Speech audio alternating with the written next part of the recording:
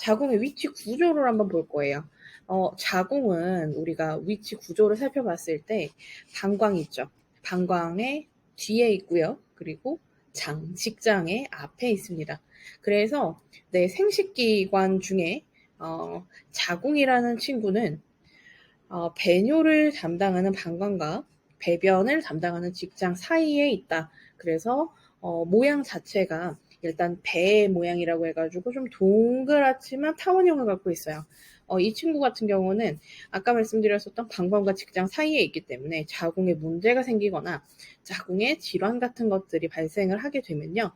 그 방광 자체를 압박을 할 수도 있고 직장을 압박할 수 있는 그런 영향을 미친다라는 거 이해해 주시면 될 것 같아요. 여러분들이 그 회원님들 상담하다 보면 이런 게 좀 많아요. 저는 이제 생리 때가 되면은 계속 화장실을 들락날락거려요.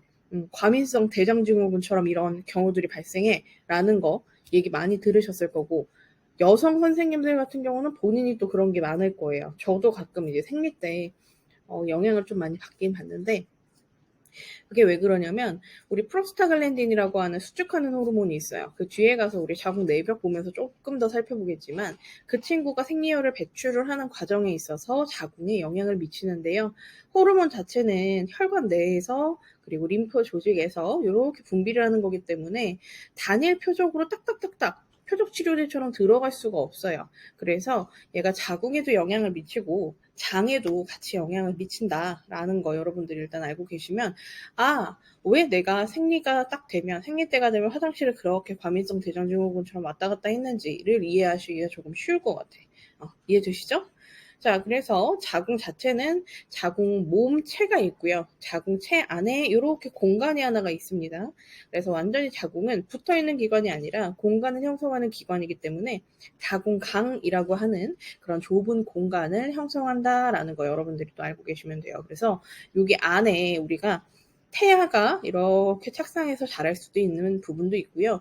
뒤에 가서 볼 거지만 우리가 자궁 근종들 있죠. 근육막에서 이제 생기는 경우가 있고 점막 하에 또 생기는 경우가 있고 좀 다양하지만 요런 조직들이 발생해서 소실되고 뭐 요러는 과정들을 자궁강 안에서 보통 많이 살펴볼 수 있다라는 거 아시면 될 것 같아요. 그리고 길이는 한 7cm 정도 되는데 7cm라고 하면요. 여러분 한 요 정도라고 생각하시면 돼요.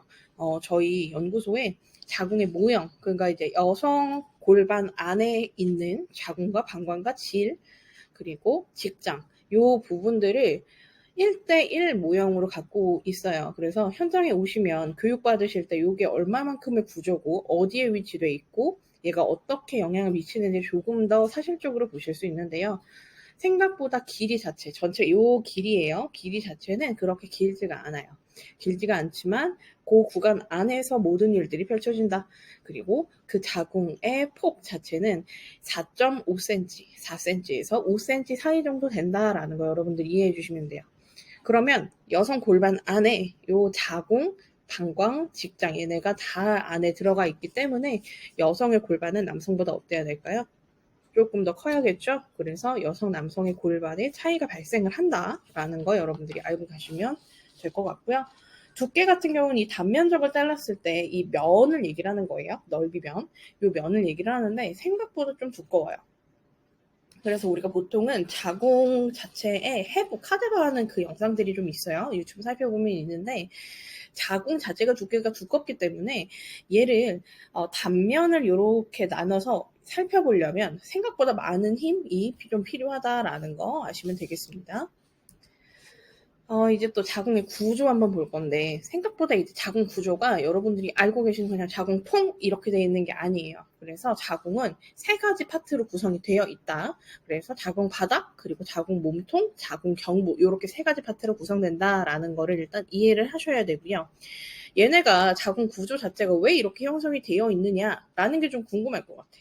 왜 바닥, 몸통, 목 이렇게 구분을 하지? 라고 생각을 하실 수 있는데요. 이걸 생각해 보면 좀 돼요. 우리가 영장류, 유인원에서부터 쭉 진화를 해왔죠. 진화를 해오면서 포유류 같은 경우는 이제 자식을 낳고 후대에 내 DNA를 이렇게 넘기는 과정이 있는데 몸통에 있는 우리 자궁에 있는 요 아기 공간, 이 공간 자체가 좀 각각의 역할들을 하기 때문에 해부학적으로 봤을 때 자궁 바닥과 몸통과 자궁 경부 이렇게 나눠져 있다라는 거 여러분들이 아시면 좀 될 것 같고요. 우리가 일단 임신이 됐다라고 하면 어디에 우리가 착상이 좀 된다고 알고 계시나요?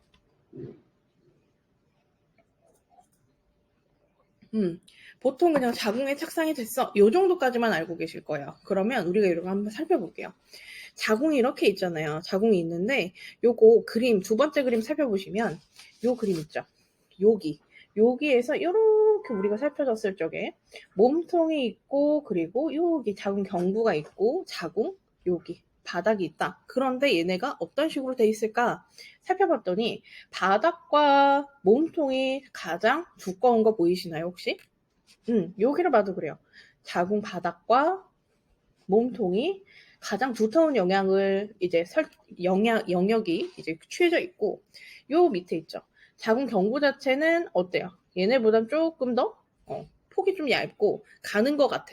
그리고 나머지 구간들 이렇게 살펴봤을 때 이쪽은 이제 난소고 난소랑 연결되어 있는 나팔관인데 사실 좀 떠 있어요. 떠 있는데 이 친구들 이렇게 살펴봤을 적에도 이런 식으로 좀 구조가 다르다. 쉐입 자체가 다르다. 두께 자체가 다르다라는 걸 알 수 있어. 그러면 우리가 얘를 임신의 관점에서 좀 보자고. 임신의 관점에서 봤을 적에 얘가 이제 수정란이 착상을 했어. 요 어딘가로 왔었던 수정란이 바닥에 착상을 하거나 아니면 몸통에 착상을 하거나 경부에 착상을 하거나 아니면 나팔관 사이에 착상할 수 있어. 근데 여러분들 생각을 한번 해볼게요. 얘가 되게 탄탄하고 두껍고 안정적인 구조에서 성장을 하는 게 훨씬 성장 발달이 좋을까요? 아니면 되게 좀 뭐라 그럴까 얇고 좀 불안정한 상태에서 성장하는 게 좀 더 좋을까요? 그치. 요게 조금 더 두껍고 탄탄하고 안정적인 환경에서 성장을 하는 게 훨씬 좋아요. 우리가 예를 들어서 꽃이나 나무 같은 걸 심잖아요. 그래서 꽃씨 같은 걸 이렇게 심을거나 아니면 나무를 이렇게 뭐라 그럴까 분갈이를 한다고 했을 적에도 흙을 충분하게 딱 줘야 얘네가 뿌리를 내릴 수 있죠. 그 관점으로 바라봤을 때 자궁 몸통에서 수정란이 착상이 되는 이유가 바로 요거다라는 거 여러분들이 좀 이해해 주시면 좋을 것 같고요. 그리고 자궁 바닥 같은 경우는 요렇게 자궁관, 우리 나팔관이라고 얘기했죠? 나팔관과 그리고 자궁원인대, 인대 이따가 살펴볼 건데 인대가 요렇게 구성이 되어 있어요. 그래서 이 인대가 나와 있는 부분들이 바로 어디다? 자궁 바닥이다. 그래서 연결고리 역할을 해주는 게 바닥의 역할입니다. 그리고 두텁게 이렇게 구조가 되어 있는데 왜 구조가 얘도 두껍냐라는 거는 근육층을 살펴보면서 얘기를 좀 해볼 거예요.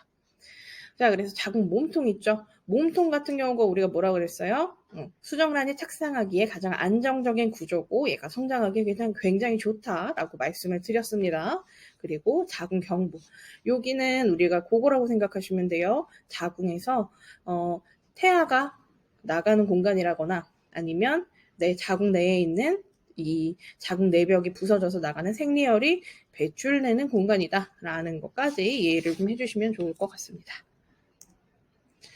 그래서 자궁벽을 우리가 좀 살펴볼 거예요. 자궁벽을 좀 살펴볼 건데 자궁벽 같은 경우는 여러분들 우리 아까 자궁 몸통, 바닥 그리고 경부 이렇게 세 가지 구분했죠. 그러면 바닥층 말고 몸통층에 가장 많이 자궁 내벽이 잘 분포가 되어 있어요.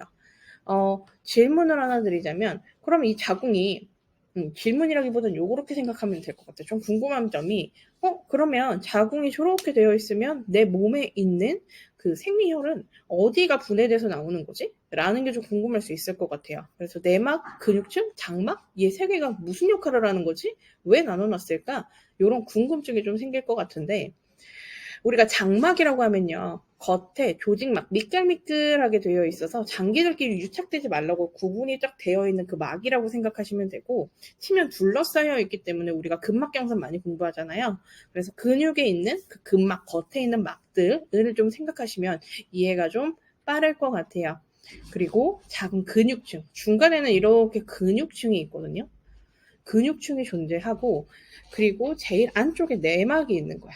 근데 우리가 이 내막에서 보통 생리혈이 이렇게 배출된다. 생리혈이 요 내막 대부분 성분들이 생리혈로 배출이 된다라고 이해를 좀 해주시면 돼요. 그래서 침일층이 있고 해면층이 있고 기저층이 있는데 요거를 좀 뒤쪽 가가지고 상세하게 좀 살펴볼게요. 요게 자궁벽 모식도거든요. 자궁벽 모식도인데 자궁 자체가 이렇게 아까 전에 제가 말씀드렸었던 해면층 그리고 침일층, 기저층 이렇게 구분이 된다고 말씀드렸잖아요. 이 친구들이 이렇게 넘어가면 조금 더 간단해요.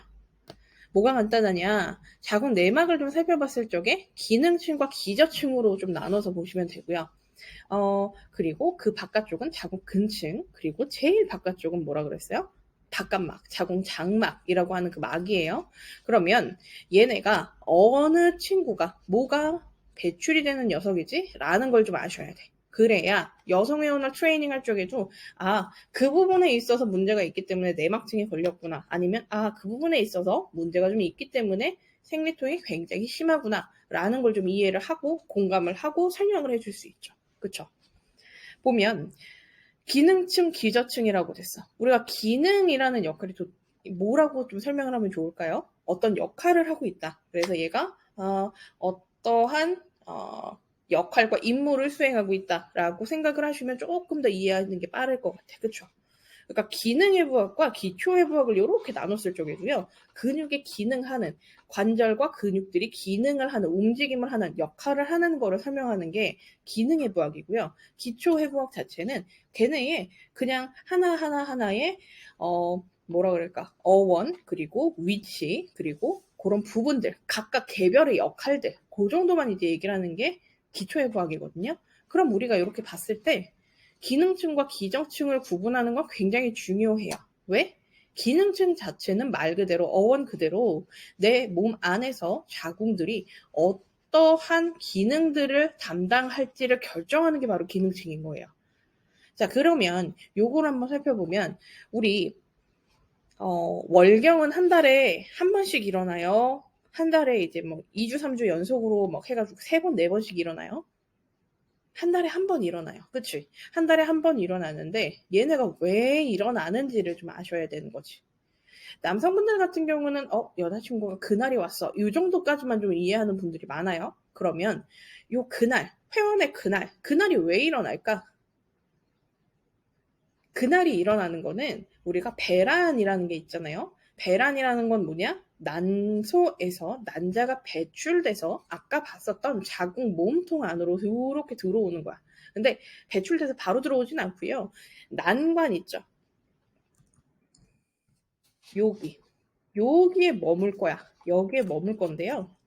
여기에 머물다가 수정이 되면 몸통 안으로 들어오는 거예요. 수정이 되면 몸통 안으로 들어오는데 얘네가 몸통 안으로 들어왔을 때 수정이 됐다 그랬잖아. 수정이 됐으면 여러분들 우리 배아줄기세포라는 거 들어본 적 있을 거야. 얘네가 어쨌든 수정란이기 때문에 뭔가 더 발달되고 발전되고 얘네가 더 성장할 수 있는 그런 생장할 수 있는 그런 역할들이 있단 말이죠. 그럼 어디서 그걸 할 거야? 그냥 허공에서 둥둥 떠서 할 거예요? 그건 아니죠. 그래서 아까 우리가 자궁 몸통에 대부분 수정란이 착상한다라고 얘기를 했고 뿌리를 내린다라고 했고 그 뿌리를 내릴 수 있는 몸통에서 가장 중요한 역할이 바로 기능층이란 거예요. 자세히 보면 여러분 자궁샘도 있고 점막도 있고 모세혈관도 있고 상피 조직도 있어. 그치? 그래서 여기 기능층 자체가 가장 우리가 호르몬을 받기도 쉽고요. 산소도 받기도 쉽고요. 그리고 뭔가 내 외부에 그 수정란이라는 외부 물질이 자궁 안으로 이렇게 들어오기도 굉장히 손쉬운 공간이 바로 기능층이다라는 걸 여러분들이 좀 아셔야 될 것 같아요. 자, 생각을 한번 해보면 딱딱한 땅 있잖아. 완전히 그 가뭄 들어가지고 딱딱해가지고 굳어버린 그 흙. 이렇게 내가 막 엄청 세게 두들겨가지고 깨지 않는 이상 딱딱한 그 흙에서 씨앗이 발화가 되나요? 안 되죠. 그것처럼 기능층 자체는 요거 상피세포 조직으로 좀 되어 있어. 그래서 상피세포 조직이 대부분이다. 그래서 여기에 뿌리를 내리기에 아주 좋고 촉촉하게 조금 구성이 되어 있기 때문에 얘네가 그대로 수정란 자체가 뭔가 결합해서 임플란트 되기 되게 쉬운 공간이다라는 거 이해해 주시면 될 것 같아요.